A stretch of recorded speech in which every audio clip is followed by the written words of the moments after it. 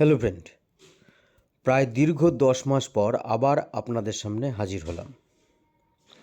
10 মাস ধরে আমার এই চ্যানেলটি কেউ বা কারা আটকে রেখেছিল, হ্যাক করে বা অন্য কোনো উপায়ে। তারপর বিভিন্নভাবে গুগলের সঙ্গে সম্পর্ক করেও চ্যানেলটিকে উদ্ধার করতে পারছিলাম না। শেষ পর্যন্ত গতকাল সেই চ্যানেলটি উদ্ধার করেছে গুগল। পরে মেইল করে জানালো যে মেইন ওনার তাকে এই চ্যানেলটি দেওয়া হলো। এই জন্য এত দিন ধরে কোনো ভিডিও আমরা দিতে পারিনি। সাথে যে ভিডিওগুলো ছিল তার মধ্যেও অনেক কারুকার্য করা হয়েছে এবং বেশ কিছু ডিলিট করে দেওয়া হয়েছে। সঙ্গে চ্যানেলের নামটিও চেঞ্জ হয়েছে এবং যে নাম আছে এখন সেটিও চেঞ্জ করতে পারছি না। যাই হোক, সম্পূর্ণরূপে যখন আবার নতুন অবস্থায় ফিরে আসবে তখন আপনাদের সঙ্গে পুরনো অবস্থায় আবার আমরা ফিরে যাব। আজকে একটি খবর আপনাদের সঙ্গে শেয়ার করছি, তা হচ্ছে কেন্দ্রীয় সরকারি কর্মচারীদের যে পে কমিশন, সেই পে কমিশন। কারণ কি, কেন্দ্রীয় সরকারি কর্মচারীদের পে কমিশন নিয়ে আমরা আলোচনা করি কেন? কারণ এর সঙ্গে সাযুজ্য রেখে আমাদের রাজ্যের যে পে কমিশন, সেই পে কমিশনটি হয়ে থাকে, যদিও বিভিন্ন বিষয়গুলো আলাদা হয়। আজকে সেন্ট্রাল যে পে কমিশন আছে তাতে একটি নতুন খবর আপনাদের সামনে পাওয়া গেল, সেটি নিয়ে একটু আলোচনা করব। একটি নয়, দুটি খবর। প্রথমটি হচ্ছে যে পে কমিশনের ফলে যে কমিটিটি গঠিত হয়েছে, সেই কমিটিকে নতুন নতুন যে তথ্য সরবরাহ করা হয়।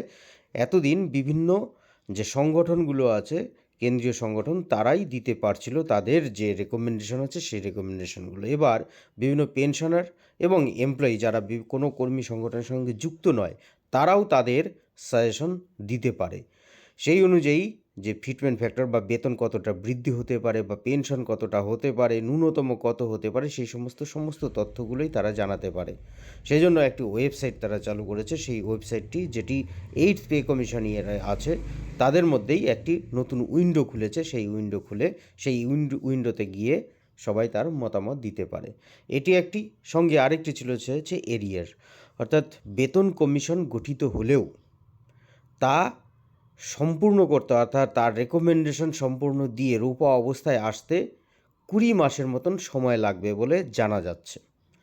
তাহলে এই যে 20 মাস পর্যন্ত যে সময়টি লাগছে, 1/1/2026 থেকে তাদের যে বেতন বৃদ্ধি হওয়ার কথা, তাহলে কি 20 মাস পরে যদি বেতন কমিশন চালু হয় তখন থেকেই কি বর্ধিত বেতন পাবে? না, সেটি 1/1/2026 থেকেই তারা পাবে এবং যে এরিয়ার বিল হবে সেই এরিয়ার বিল সম্পূর্ণরূপে তাদের মিটিয়ে দেওয়া হবে বলে বিভিন্ন সংগঠনকে আশ্বস্ত করেছে কেন্দ্রীয় সরকার এবং কেন্দ্রীয় পে কমিশন। এই খবরটি আপনাদের সঙ্গে শেয়ার করছি।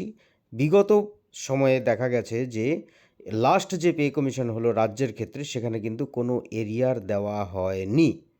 সেই জন্যই এই খবরটি আপনাদের সামনে তুলে ধরলাম যে সেখানে, অর্থাৎ সেন্ট্রাল এবং স্টেট, কিছু কিছু যে পার্থক্য, সেই পার্থক্যগুলো অবশ্যই আছে। এটি একটি তার মধ্যে অন্যতম পার্থক্য। ধন্যবাদ।